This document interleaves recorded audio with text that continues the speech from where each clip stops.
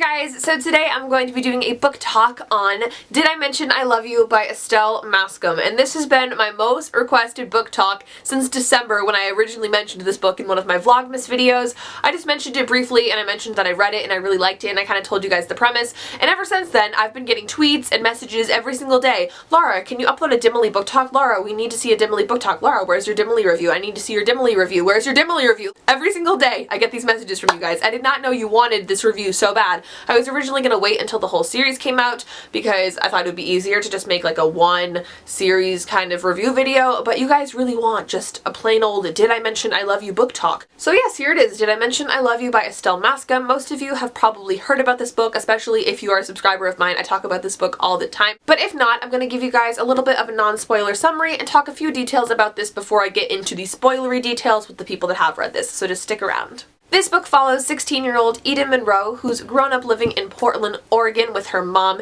and her dad for most of her life, but when she was 13 years old, her dad decided to leave her and her mom and move out to Santa Monica, California and start a new family, a new life, whatever. Eden hasn't even talked to him for 3 years, but he decides to call her up and ask if she would like to stay the summer with him in Santa Monica with his new wife and her 3 kids, so her stepbrothers. Eden is a little bit skeptical about doing so, but she feels like she could kind of use an escape from her town of Portland, Oregon, so she decides to head on over for the summer. She goes there, she meets everybody, everything's good, but the one person that she cannot stand is her stepbrother, her oldest stepbrother. He's 17, and his name is Tyler Bruce, and they cannot stand each other. Originally they cannot stand each other, but things change, things happen, and maybe some sort of unlikely romantic friendships occur, possibly.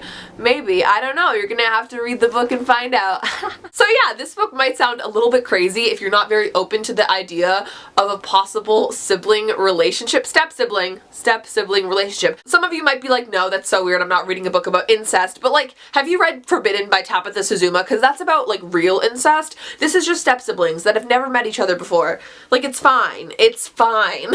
I promise you, it's not as weird as it may sound to you. If you're kind of questioning to yourself, like, oh, would I like this? It kind of sounds strange. Give it a try. It's a really fun read. That being said, I did give this book 4 out of 5 stars. I really did enjoy it. It was super fast-paced for me. I believe I read this in one sitting. If you guys watched my Vlogmas, either week 2 or 3, I read this book, and you can see in the video, I'm like, yeah, I'm probably gonna start this book, and then the next clip is me, like, sitting on my bed 5 hours later, like, I finished. Like, I read this book super fast. It's super fast-paced, super fun. The author, Estelle Maskame, is 18 years old, and she wrote this book when she was even younger than that, and it was originally published on Wattpad, but she got it published into books.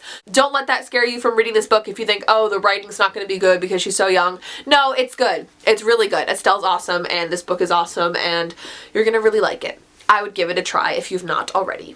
So that's going to be it for the non-spoiler people. So if you've not read this book, go out, buy yourself a copy. I'll have a link down below to where you can get it and read it. It's an awesome book. And then you can come back and watch the spoiler section. So I'm going to say bye to non-spoiler people and we're going to get into the details. Okay, so first off, starting with some of the characters in this book, I kind of want to break down who my faves were, who I disliked, all that kind of stuff. Overall, I do like Eden as a character. I usually have a lot of difficulties with like the main protagonist girl in contemporary romance books because they usually tend to be like super annoying, but I didn't have that big of a problem with Eden. She did have her moments, don't get me wrong, but overall I did not hate her. Let's just talk about Tyler for a second because I am in love.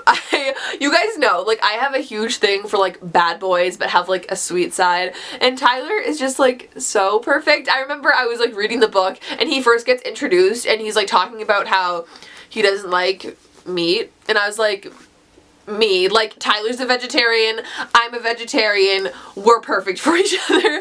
And I really like guys that have like dark features, which Tyler supposedly has in the book. Also, another thing, I think that the author and a lot of the fans of this book think of Selena Gomez and that guy, shoot, Drew, I think his name's Drew. He was the one that was on Hannah Montana that like could tell that Miley was clearly Hannah. He was also the bad boy that like stuffed animals on iCarly. I don't know if you have any idea what I'm talking about, but those are the two kind of actors that they all kind of picture Eden and Tyler as, but I honestly don't at all. Like, I don't know who I picture them as, but not them. So let me know down below if you have another celebrity pairing that you would picture them as, but I honestly have no idea. Overall, I think I like Tyler more than I liked Eden. I don't know, there's just something about Eden that she kind of just like goes with the flow of everything and just kind of does what other people tell her to do, and she doesn't really like think for herself all the time, which I get it. She's like a 16-year-old girl. It's hard to kind of stand your ground, do what you want to do, be independent and that kind of stuff, but yeah.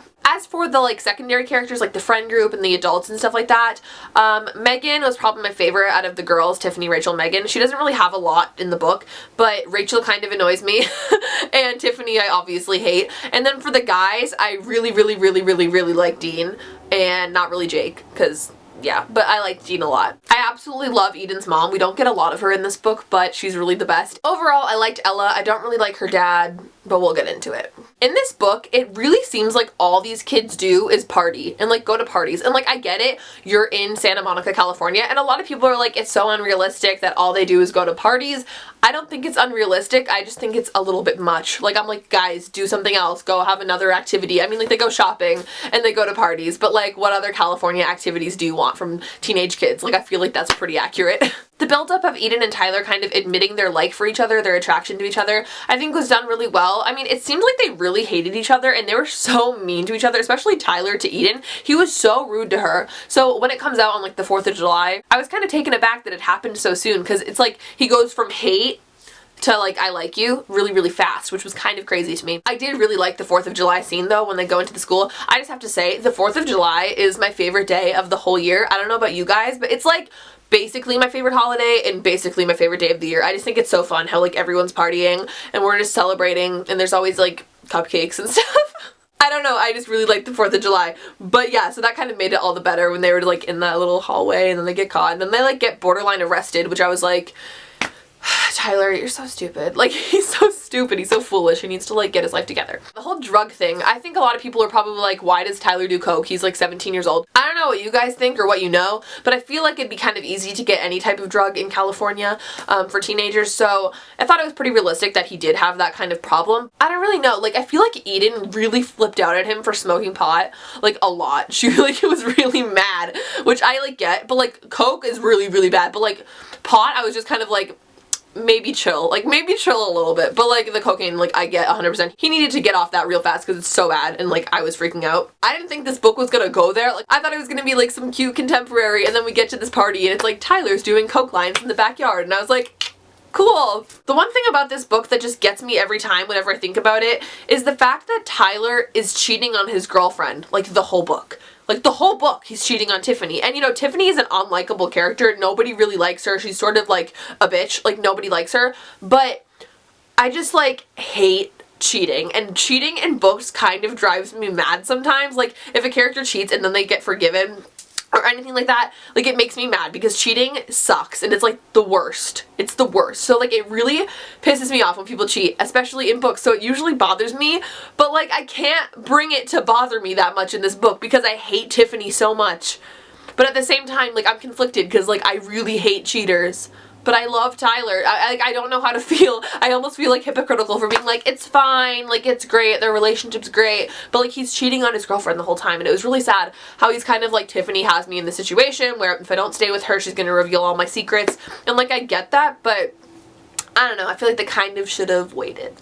There's that one beach party where she gets super drunk and then Tyler takes her back to his friend's apartment, and that's where they have sex, and I was kind of surprised by that scene. I didn't expect that to happen there, especially because she was pretty wasted, and then she like goes to bed, right, and she wakes up and then they have sex. Like, I don't really know, but I was kind of surprised that happened there, especially because I feel like she was really trusting in him. And I feel like she shouldn't have been. The whole thing where Tiffany finds out because her shoes are at the apartment, like, I knew it was gonna happen at some point that Tiffany was gonna find out about them. And I knew it was gonna be Tiffany. Like, it wasn't gonna be Rachel, it wasn't gonna be Jake, it was gonna be Tiffany, and that was the worst. That whole scene in the backyard where Tiffany's like, but like, you guys can't be together, and Tyler's like, bye, and she's like, but I'm pregnant, and then I was just dead. Like, I did not see that coming at all. I was like, what? But it only took me like a few seconds to realize she's probably lying because she's Tiffany. Like, what else does she do? Yeah, she lies all the time. I was like, oh yeah, she's lying. It's gonna be fine, guys. Like, we're fine. We find out that Tyler's like selling drugs, and that's crazy, and he leaves, and then we find out he's at Tiffany's house. Like, what is wrong with this kid? Like, he needs help. Also, I kind of forgot to talk about his dad. We find out about his dad and how he was abusive towards him. Why he's kind of aggressive is because his dad was aggressive towards him, and I kind of saw that coming, you know, in the beginning where there's that one scene, I think when they're going to the Hollywood sign and she's like, where's your dad? And he flips out. I was like, okay, there's clearly something with his dad. And they're like, yeah, he went to jail for like auto theft or something like that. And I was like, no, it's not that. Another thing that I thought would bother me more than it did in this book was Eden with her whole like running and not eating thing. I don't know, I'm usually really bad at reading books with eating disorders in them. I just don't like reading books with that in them. It just makes me uncomfortable personally. So I was kind of scared that that would ruin this book for me, but it really didn't.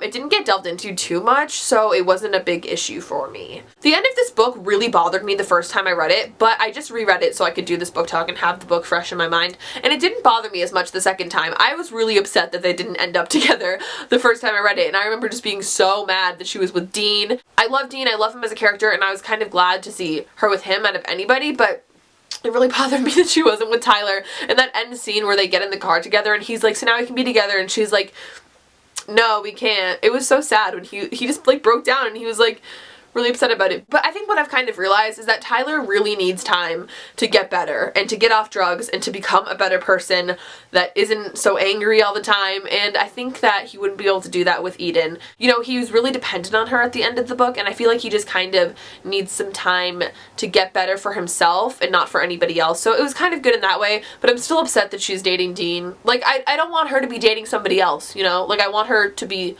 dating Tyler. So yeah, that's kind of where I stand with the end of this book. I will tell you, I have read the second book, Did I Mention I Need You? And it's so good! It's even better than the first book. Oh my god, if you've not read it yet, get your hands on it. It's out in the US, it's out like a bunch of places. And the third book doesn't come out in the US, I think, until September. But like, you thought I was waiting till September. I'm probably gonna order it from the UK when it comes out there. But yes, I think that's going to be the end of this book talk. I hope it was everything you were looking for in a book talk for this book. I hope it didn't disappoint. Like, I know so many of you guys were so excited for this, so I hope it was good. But yeah, if there was any other things that happened in this book that I didn't touch on, let me know in a comment down below and I'll try to get back to you, or you can tweet me, anything like that. Which also reminds me, you can follow all my social media linked down below. Other than that, I hope you guys enjoyed this video. Make sure to give it a big thumbs up if you did, and subscribe to my channel if you've not already, and I'll talk to you all in my next video. Bye!